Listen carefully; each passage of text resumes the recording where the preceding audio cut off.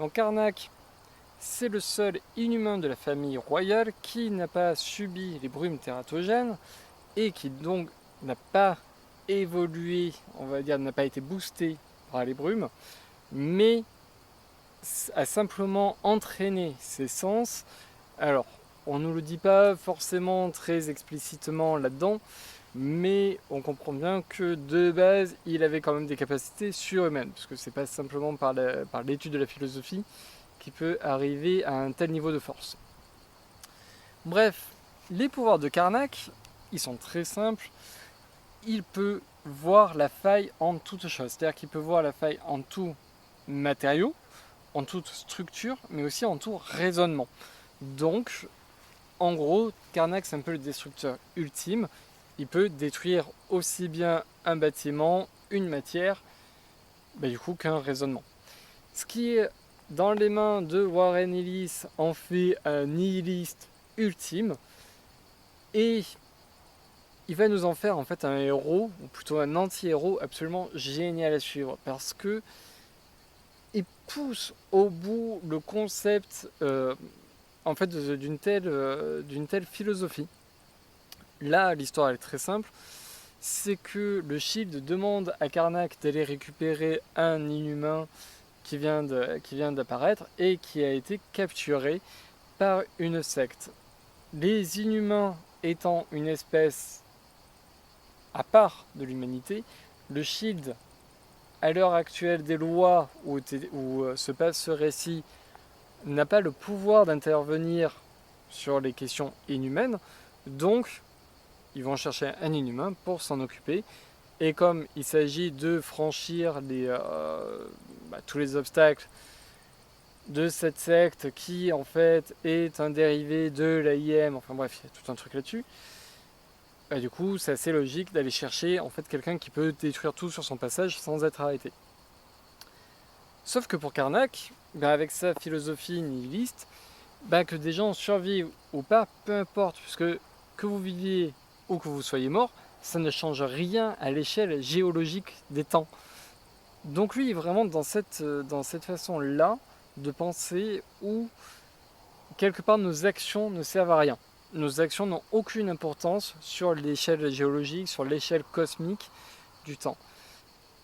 Donc on pourrait se poser la question de pourquoi du coup il fait quelque chose ou ne le fait pas.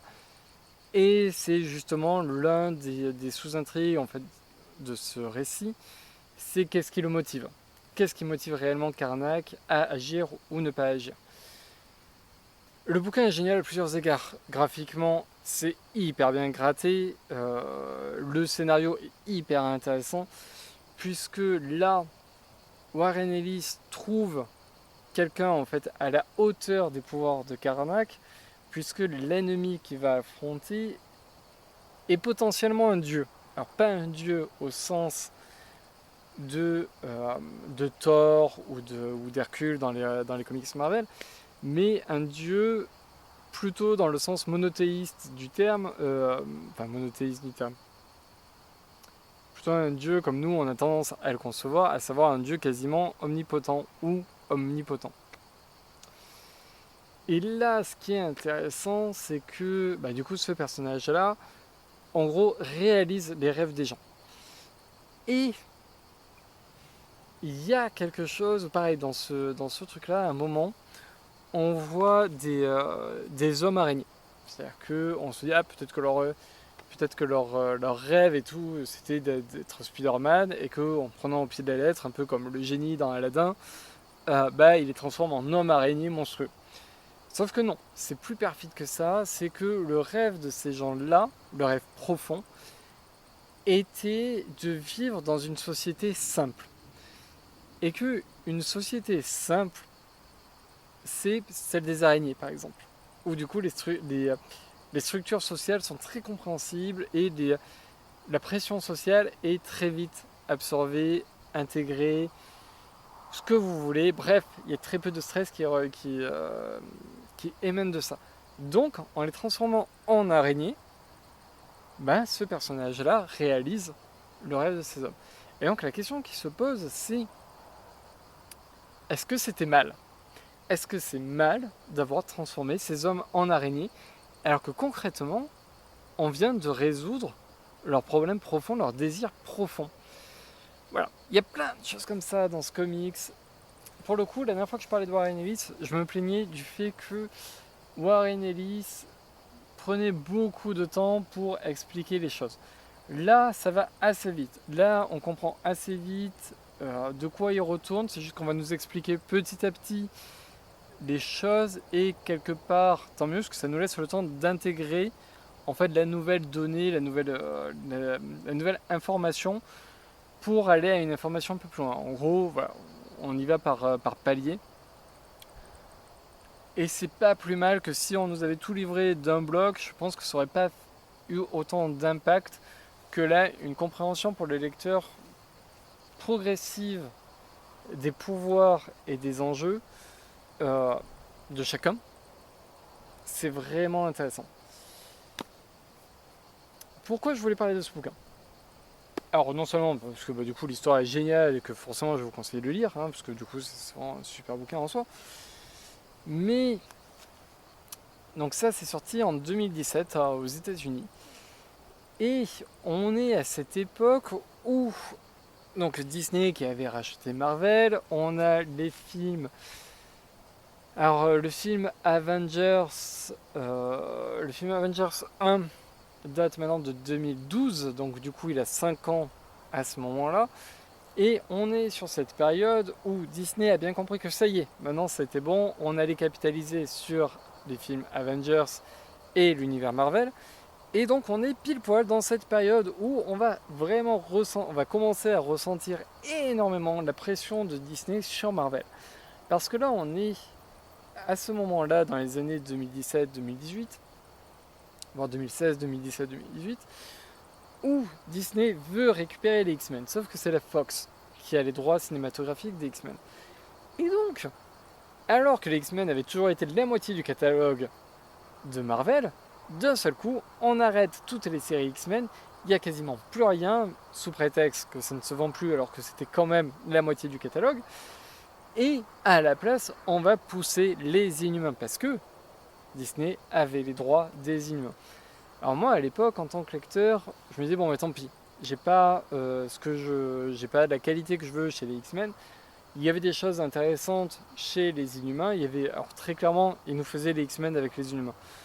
C'était vraiment il y a eu les brumes tératogènes qui sont allées tout autour de la Terre. Il y a des nouveaux Inhumains qui apparaissent partout. Donc Miss Marvel apparaît comme ça.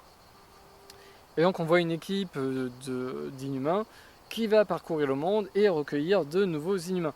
En gros, le scénario d'Uncanny X-Men par Claremont, très clairement, c'était ça, mais avec les Inhumains. Et du coup, c'était un petit peu, ok, j'ai pas joué l'original, je prends le générique. Aujourd'hui, très clairement, j'aurais plus cette dynamique-là. Aujourd'hui, très clairement, je dirais tant pis, boycott. Non, en fait, on ne prend pas le générique. C'est faire pression en fait sur le groupe financier, pour dire non. En fait, vous arrêtez vos conneries. En gros, laissez à Marvel la liberté de produire ce qu'ils ont envie de produire, même si ça vous rapporte pas des sous à vous, quoi. Donc, ce qui était le cas pour les X-Men. Je rappelle, pareil, les Fantastic Four, si on n'avait pas de comics pendant très longtemps, c'est simplement aussi que les droits étaient chez la Fox aussi. Bref, tout ça pour dire que dans le lot, il y a eu du coup de très bons récits. Très peu, mais celui-ci faisait partie en fait de ces quelques récits où on s'est dit en fait en gros on comprend très bien l'objectif de Marvel à ce moment-là, c'est les Inhumains sont pas du tout connus. En gros il va falloir les faire connaître du grand public en mettant un nom comme Warren Ellis dessus, forcément ça intrigue. Et moi très clairement c'est ce qui m'avait intrigué, le personnage de Karnak, j'en avais rien à foutre. D'un seul coup je me dis waouh, du Warren Ellis avec Karnak, c'est quoi ce délire? Et le bouquin est absolument génial. Même si ce qui a motivé la production de ce bouquin-là est tout à fait contestable. Bref, je suis très mitigé là-dessus. Du coup, forcément, vous dire oui, aujourd'hui, très clairement, vous pouvez y aller. Maintenant, c'est bon. les X-Men sont de nouveau au sein de Disney, enfin sont de nouveau chez Marvel au sein de Disney, donc c'est bon, il y a de nouveau la production chez les X-Men. Si vous l'achetez aujourd'hui, ce bouquin-là, Disney s'en fout. Bref, c'était pour vraiment parler de ce côté où c'était grossier, c'était grossier, c'était pas quelque chose que j'aurais dû soutenir à l'époque, que je regrette un petit peu d'être allé là-dessus, mais en même temps, en étant allé là-dessus, ça m'a permis de voir ce bouquin-là qui est pas très connu, mais qui est excellent. Donc, hey, il y a du bien, il y a du moins bien, voilà. Moi-même, j'ai pas un avis ultra arrêté sur la question. C'est juste, j'estime qu'aujourd'hui, c'est mieux de boycotter. Enfin, ça aurait été mieux à l'époque, je boycotte plutôt que d'acheter les bouquins.